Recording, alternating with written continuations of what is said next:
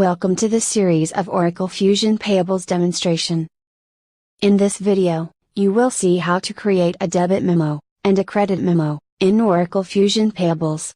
First, understand what is the difference between a debit memo and a credit memo. In your book, generally, the balance of supplier will be negative, that is a credit balance. Now, since you want to return goods, or take a refund, you have to reverse supplier's account by debiting it. If you are creating this memo, then, as the account of a supplier is debited, it is called a debit memo. In the opposite case, it might happen that your supplier is creating this memo. Then, it is called as credit memo, as your supplier is going to credit your account in his books. Do take a note that words, memo and note, are used interchangeably. Now, create a debit memo in System. To do so, open your navigator and go to Invoices under Payables section.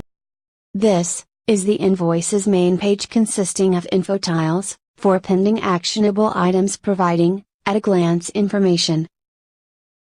In order to create an invoice, click on Create button, or alternately select, Go to Task and from there select, Create Invoices.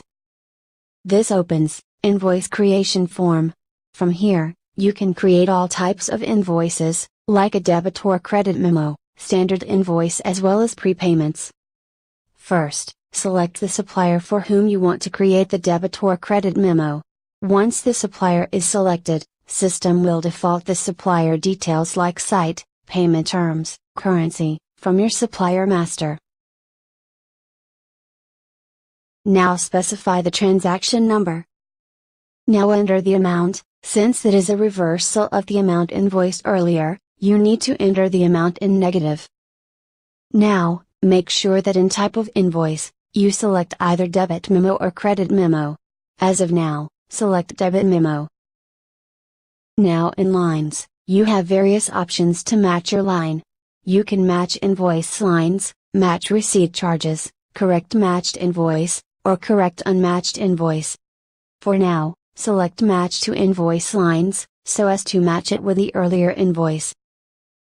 Since you have matched this to invoice, you need not enter distribution manually while creating debit memo, as System will automatically reverse the invoice distribution account. Like this, you can match by choosing different options. And once done, click on Save. After this, validate the debit memo by clicking on Validate from Actions list of value.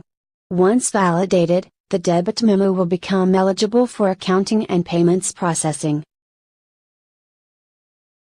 This is how you can create a debit and credit memo with reference to the original invoice, enhancing tracking, auditability and minimizing chances of user error, all at the same time. Thank you for watching this video.